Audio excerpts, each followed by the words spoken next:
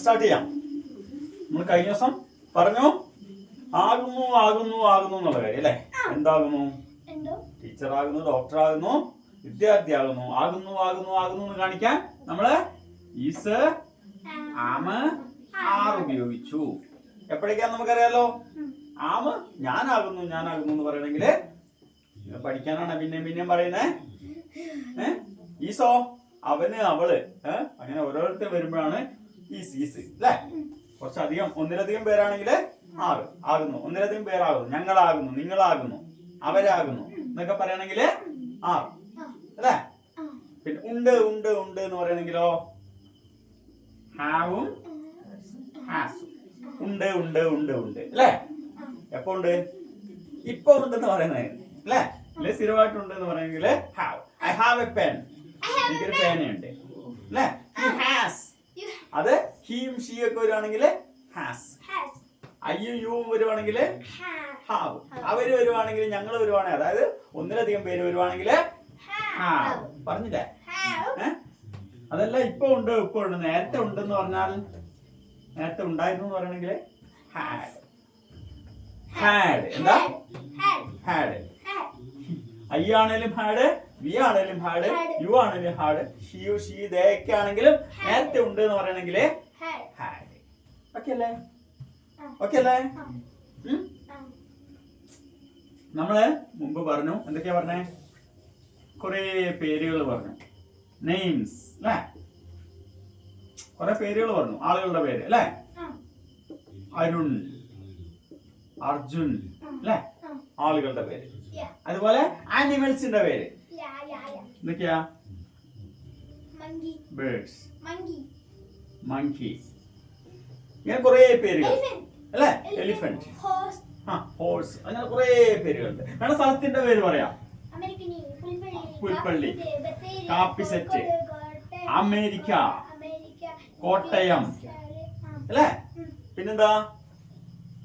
അപ്പൊ ആളുകളുടെ പേര് പറഞ്ഞു, സ്ഥലത്തിന്റെ പേര് പറഞ്ഞു, മൃഗങ്ങളുടെ പേര് പറഞ്ഞു, പിന്നെ സാധനങ്ങളുടെ പേര്. പെൻ, ബുക്ക്, സാധനങ്ങളുടെ പേര് അല്ലേ? പിന്നെ സൂക്ഷ്മ ജീവികൾ, ബാക്ടീരിയ, വൈറസ്, കുഞ്ഞു ജീവികൾ, ഇതെല്ലാം പേരല്ലേ? ഇതെല്ലാം സ്പൈഡർ, ഇതെല്ലാം പേരല്ലേ അല്ലേ? അതുപോലെ നമ്മുടെ വികാരങ്ങളുടെ പേര്. സാഡ്നസ് അല്ലേ? ആംഗ്രി, ഹാപ്പിനെസ് അല്ലേ? ലവ് അല്ലേ? ഇത് ഇങ്ങനെയുള്ള എല്ലാം പേരാണ്. ഇങ്ങനെയുള്ള എന്ത് പേരിനെയും കൂട്ടിയിട്ട് നമുക്ക് എന്ത് വിളിക്കാം? ഈ പേരുകളെല്ലാം കൂട്ടിയിട്ട് നമ്മൾ വിളിക്കുന്ന പേരാണ്, വലിയൊരു പേരുണ്ട്, അതാണ് നൗൺ. നൗണിനെ കുറിച്ച് നേരത്തെ പറഞ്ഞു കഴിഞ്ഞു, കുറെ ഡീറ്റെയിൽ ആയിട്ട് പറഞ്ഞല്ലേ? ഈ പേരിനെല്ലാം കൂടിയിട്ട് നൗൺ എന്ന് പറയും അല്ലെ? നൗൺ, ഇതാണ് നൗൺ. ഈ നൗണിന് പകരം ഉപയോഗിക്കുന്ന കുറെ വാക്കുകളാണ് നമ്മൾ ഐ ലവ് യുവിൽ പറഞ്ഞുകൊണ്ടിരുന്നത് അല്ലെ? നൗണിന് പകരമായിട്ട് എപ്പോഴും നമ്മൾ പേര് പറയുമോ? എനിക്ക് എന്റെ പേരിന് പകരമായിട്ട് ഞാൻ ഐ എന്ന് പറയും, നിങ്ങളുടെ പേരിന് പകരമായിട്ട് നിങ്ങൾ യു എന്ന് പറയും അല്ലെ? അവന്റെ പേരിന് പകരമായിട്ട്, അവനൊരു പേരുണ്ട്, അവന്റെ പേരിന് പകരമായിട്ട് ഹീന്നും ഷീന്നും, പിന്നെ അവരുടെ പേരിന് പകരമായിട്ട്, ഓരോരുത്തരുടെ പേരിന് പകരമായിട്ട് ദേ നമ്മൾ പറയും അല്ലെ? അങ്ങനെ പേരിന് പകരം, പേരിന് പ്രോ ആയിട്ട് ഉപയോഗിക്കുന്ന ഈ വാക്കുകളെ നമുക്ക് എന്ത് പറയാം? നൗണിന് മുമ്പിൽ പ്രോ വന്നാൽ എന്താവും? പേരിന് പകരമായിട്ട്, പേരിന് പ്രോ ആയിട്ട് ചേർക്കുന്ന പേരുകളാണ് ഈ പ്രൊനൗൺസ് അല്ലേ? പ്രൊനൗൺ ഏതൊക്കെയപ്പോ? അത്യാവശ്യം നമ്മൾ കുറച്ച് പ്രൊനൗൺസ് നോക്കി അല്ലേ? ഇതെല്ലാം ഈ പേരിന് പകരമായിട്ട്. ഈ അരുൺ എന്നുള്ളതിന് നമുക്ക് പിന്നെ പറയുമ്പോ ഹീന്ന് കൊടുക്കാം അല്ലേ? ആപ്പിൾ എന്നുള്ളതിനാണെങ്കിലോ ഇറ്റ് എന്ന് കൊടുക്കാം. ഇത് ഇത് എന്ന് പറയത്തില്ലേ?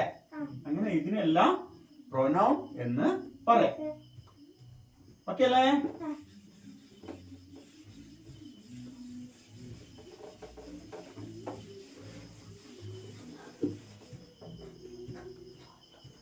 ഇതെന്താ? ഐ. ഇതെന്താ? സ്പീക്ക്.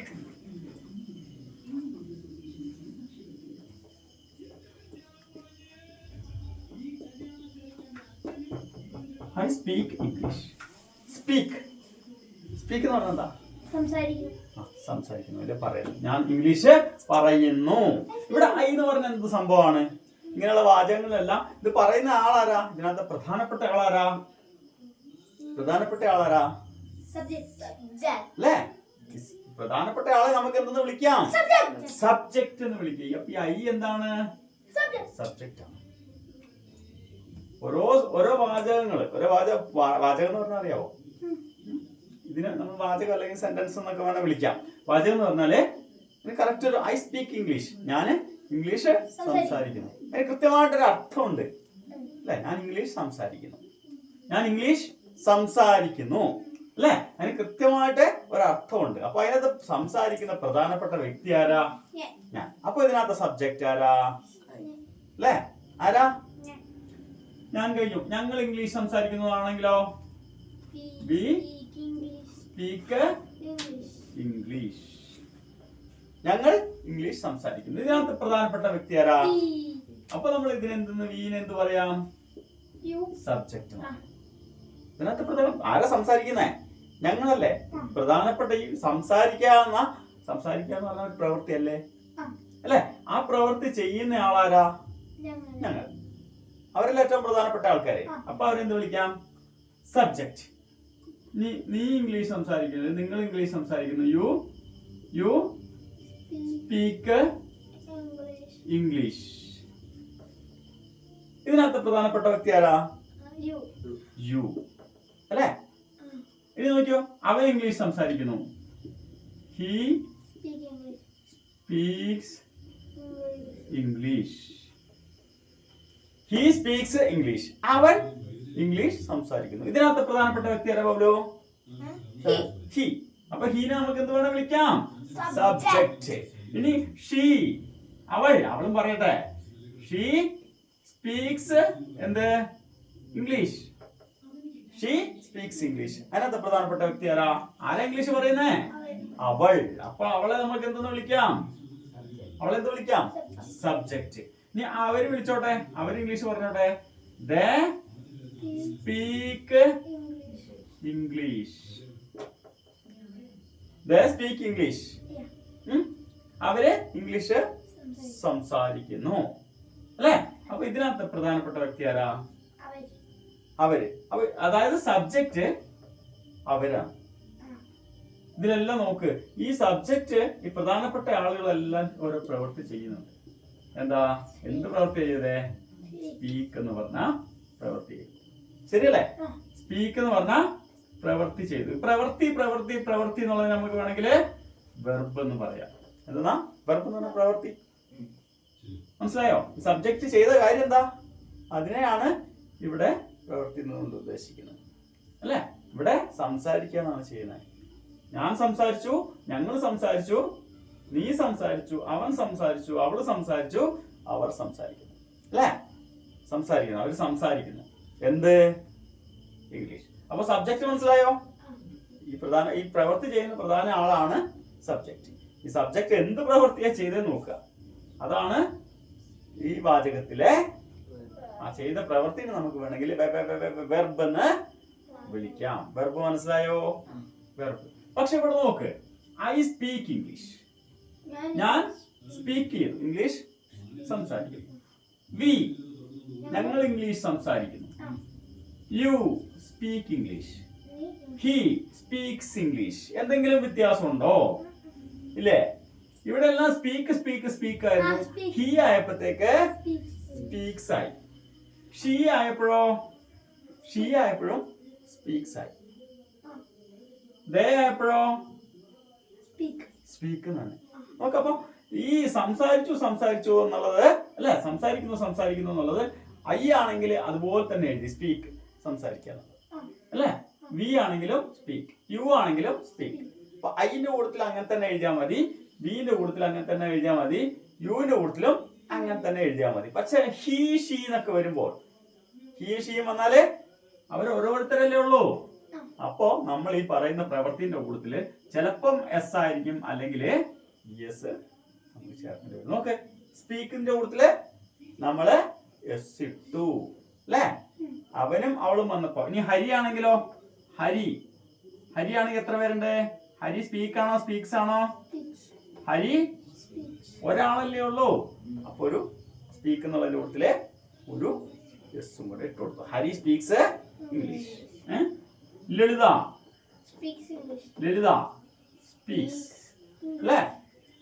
ബബ്ലു സ്പീക്ക് ആണോ സ്പീക്സ് ആണോ? ബബ്ലു എന്ന് പറഞ്ഞാൽ ഒരാളേ ഉള്ളൂ. അപ്പൊ അതിന്റെ കൂട്ടത്തിൽ ഒരു എസ് ഇട്ട് കൊടുത്തു സ്പീക്ക് എന്നുള്ളതിന്റെ. സ്പീക്ക് എന്നുള്ള സംഭവം എന്താ? പ്രവൃത്തിയല്ലേ? സബ്ജക്റ്റ് മനസ്സിലായല്ലോ. ഇപ്പം വെർബും മനസ്സിലായില്ലേ? ഇനി വീണ്ടും ഐ സ്പീക്ക് ഇംഗ്ലീഷിലേക്ക് പോവാം. I speak English. ഇതിനകത്ത് സബ്ജക്ട് അറിയാലോ. ചെയ്യുന്ന ഈ ഇംഗ്ലീഷ് പറയുക എന്ന കാര്യം ചെയ്യുന്ന ആരാ? ചെയ്യുന്ന ആരാ ചെയ്യുന്നേ? ഞാൻ അല്ലേ? ഞാനല്ലേ പറയുന്നേ. അപ്പൊ സബ്ജക്റ്റ് ഞാൻ. സ്പീക്ക് സ്പീക്ക് എന്ന് പറഞ്ഞ ഒരു പ്രവൃത്തി അല്ലെങ്കിൽ ഒരു വെർബാന്ന് നമ്മള് പറഞ്ഞു. ഈ പ്രവൃത്തിന്റെ ഒക്കെ പ്രത്യേകത എന്താ? ഈ പ്രവൃത്തിയെല്ലാം നമ്മൾ എന്ത് ചെയ്യണം? പ്രവൃത്തിയെല്ലാം ചെയ്യുന്നു എന്നല്ലേ? ഈ പ്രവൃത്തി നമ്മൾ ഡു ചെയ്യണ്ടേ? പ്രവൃത്തിയിൽ നമ്മൾ ഒളിഞ്ഞിരിക്കുക. ഐ സ്പീക്ക് ഞാൻ പറയുന്നു എന്ന് പറഞ്ഞാൽ അതിനകത്തൊരു പ്രവൃത്തി ഡു ഉണ്ട് അല്ലേ? ഒരു പ്രവൃത്തി ഒളിഞ്ഞിരിക്കുന്നുണ്ട്. ഞാൻ പറയുന്നു എന്ന് പറഞ്ഞാൽ അതിനകത്തൊരു പ്രവൃത്തി ഒളിഞ്ഞിരിക്കുന്നുണ്ട്. ഐ സ്പീക്സ് ആകുമ്പോ ഈ ഡൂവിന്റെ കൂട്ടത്തില് ഒരു എസ് കൂടെ വരുന്നില്ലേ? അല്ലേ? ഒളിഞ്ഞിരിക്കുന്ന പ്രവൃത്തിന്റെ കൂട്ടത്തില് ഒരു എസ്. അപ്പോ ഡൂവിന്റെ കൂട്ടത്തില് ഒരു എസ്, അതായത് ഡസ്. സ്പീക്കിന്റെ കൂട്ടത്തില് ഡൂവും സ്പീക്സിന്റെ കൂട്ടത്തില് ഡസും ഒളിഞ്ഞിരിക്കുന്നുണ്ട്. ആ ഡു ഞാൻ പറയുക എന്നുള്ള പ്രവൃത്തി ഞാൻ ചെയ്യുന്നില്ല. ഡു ചെയ്യല്ലേ?